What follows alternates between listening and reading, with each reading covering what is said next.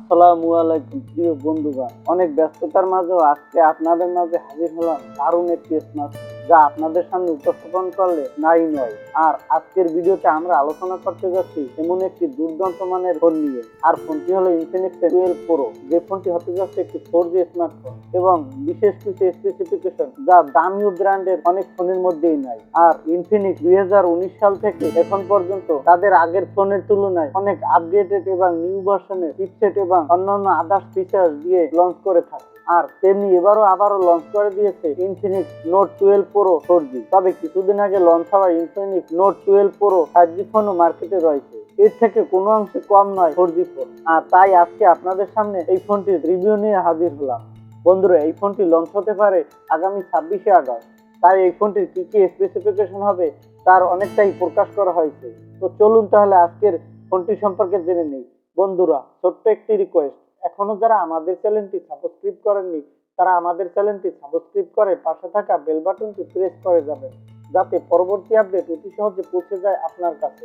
বন্ধুরা, ফোনটি লুক ও ডিজাইনের দিক থেকে চমৎকার এবং দুর্দান্ত মানের একটি ফোন হতে যাচ্ছে এবং ফোনটি লঞ্চ হবে আশা করা যায় 26শে আগস্ট। ফোনটির থিকনেস হচ্ছে 7.8 মিলিমিটার এবং ফোনটির বডি ফ্রেম হবে প্লাস্টিক বিল এবং ব্যাক সাইডে থাকতে যাচ্ছে পলিকার্বনেটের বডি। এই ফোনটিতে থাকছে না ফিঙ্গারপ্রিন্ট স্ক্যান। ফোনটি পাওয়া যাবে দুর্দান্ত মানের 3টি কালার ভেরিয়েন্ট। তো লুক ও বিল্ড কোয়ালিটির দিক থেকে চমৎকার মানের একটি ফোন হতে যাচ্ছে। এখানে 3টি কালারই অত্যন্ত জোস এবং চমৎকার কম্বিনেশনে তৈরি করা হয়েছে, যা মার্কেটে রিডমি, শাওমি এবং অপ্পো এর ফোন থেকে কোনো অংশে কম নয়। এবার আসা যাক ডিসপ্লে সেকশনের দিকে। এই ফোনটিতে ডিসপ্লে হিসেবে ব্যবহার করা হয়েছে 6.7 ইঞ্চি মাপের ফুল এইচডি প্লাস রেজলিউশনের 1080x2400 পিক্সেলের ডিসপ্লে প্যানেল, যার রেশিও হবে 20:9 রেশিও এবং পিক্সেল ডেনসিটি 393 পিপিআই। তবে এই ডিসপ্লেটিতে যে অ্যামোলেড প্যানেল ব্যবহার করা আছে তারপরে এখানে কোনো রিফ্রেশ রেট থাকছে না, থাকছে নর্মাল রিফ্রেশ রেট। এই দিকটা আমার তেমন একটা ভালো লাগেনি। তারপরেও এই ফোনটির ডিসপ্লেতে থাকতে যাচ্ছে 600 নিটসের পিক ব্রাইটনেস সুবিধা, যার ফলে সানলাইটও এর দুরন্ত পারফরমেন্স পাওয়া যাবে এবং ভালোই স্মুথনেস রয়েছে এই ফোনটির টাচে। এই ফোনটি মূলত একটি গেমিং ফোন। এখানে ব্যবহার করা হয়েছে মিডিয়াটেকের হেলিও G99 প্রসেসর, যেটি 6 ন্যানোমিটার আর্কিটেকচার একটি চিপসেট। বন্ধুরা, এই চিপসেটটি একটি আপগ্রেডেড চিপসেট যা এখনো মার্কেটে কোনো কোম্পানি নিয়ে আসতে পারেনি। এই প্রথম ইনফিনিক্স সর্বপ্রথম মার্কেটে G99 চিপসেট দিয়ে নিয়ে আসতে যাচ্ছে, যে দিকটি দেখে অনেকটাই আমার ভালো লেগেছে এবং এতটাই অ্যাডভান্স ইনফিনিক্স তা ভাবাই যায় না। ফোনটিতে আউট অফ দ্য বক্স থাকছে অ্যান্ড্রয়েড 12 এবং XOS 10.6। তবে আশা করা যায় এই ফোনটিতে অটো আপডেট পেয়ে যাবেন অ্যান্ড্রয়েড 13। ফোনটির সিপিইউ ক্লক স্পিড থাকছে অক্টা-কোর 2.4 গিগাহার্টজ এবং জিপিইউ থাকছে মালি G57 MC2।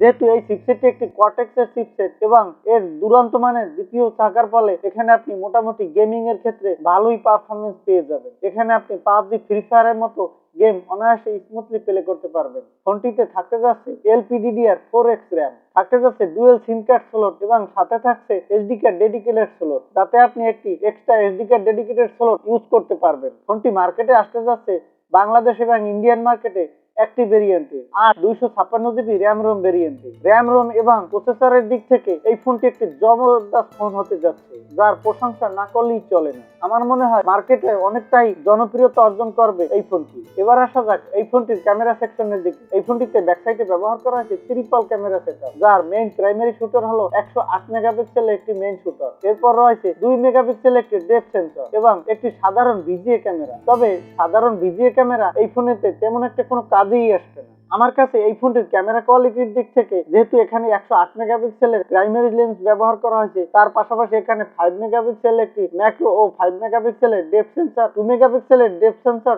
দিলেও অনেকটা চমৎকারই হতো এবং মার্কেটে ব্যাপক জনপ্রিয় হতো এবং ফোনটির আরো একটু মডিফাই হতো এবং আরো জনপ্রিয়তা অর্জন করতো মার্কেটে এবং মার্কেটের সকল কোম্পানির থেকে এগিয়ে থাকতো এক ধাপ। তবে ফোনটিতে থাকতে যাচ্ছে পাঞ্চল কাটিং সেলফি ক্যামেরা এবং থাকছে 16 মেগাপিক্সেল একটি সেলফি ক্যামেরা। বন্ধুরা, 20 মেগাপিক্সেল এবং 60 মেগাপিক্সেলের একই ক্যামেরা সাপোর্ট দিয়ে থাকে। এক্ষেত্রে ফোনটির ব্যাক সাইডের ক্যামেরা থেকে 4K রেজুলেশনের 30 fps এর ভিডিও রেকর্ড করার সাপোর্ট পেয়ে যাবেন এবং ফোনটির সেলফি ক্যামেরা থেকে 1080 পিক্সেলের 30 fps এর ভিডিও রেকর্ড করার সাপোর্ট পেয়ে যাবেন এবং মোটামুটি ভালোই মানের ফটোগ্রাফি করতে পারবে। ফোনটির নিচের দিকে থাকতে যাচ্ছে ইউএসবি টাইপ সি পোর্ট এবং পাশেই থাকছে হেডফোন জ্যাক পোর্ট। ফোনটিতে হাই সিকিউরিটির জন্য ব্যবহার করা হয়েছে সাইড মাউন্ট ফিঙ্গারপ্রিন্ট সেন্সর। এছাড়া আরো থাকতে যাচ্ছে নট রিমুভেবল 5000 mAh এর ব্যাটারি এবং আরো থাকছে ফাস্ট চার্জার হিসেবে 33 ওয়াটের একটি ফাস্ট চার্জার। ফোনটি পাওয়া যাবে ব্ল্যাক, হোয়াইট এবং ব্লু এর কম্বিনেশনে। বন্ধুরা, এই ফোনটি ইন্ডিয়ান মার্কেটে পাওয়া যাবে 15 থেকে 16,000 রুপি এর আশেপাশে। তবে বিভিন্ন ধরনের অফারের দিক থেকে এই ফোনটি পাওয়া যাবে 13,000 রুপি এর আশেপাশে, যেটি বাংলাদেশ মার্কেটে অফিসিয়ালি আসলে পাওয়া যাবে 20,000 টাকা থেকে 22,000 টাকা এর ভিতরে। তবে আনঅফিসিয়ালি আসলে পাওয়া যাবে 19 থেকে 20,000 টাকার ভিতরে। বন্ধুরা, এই ছিল আজকের ভিডিও। আজকের ভিডিওটি যদি ভালো লাগে লাইক দিন এবং আজকের এই ফোনটি কেমন হয়েছে তা মতামত দিবেন আশা করি। বন্ধুরা, ভালো থাকেন, সুস্থ থাকেন এই কামনাই করি। আজকের মতো আল্লাহ হাফেজ।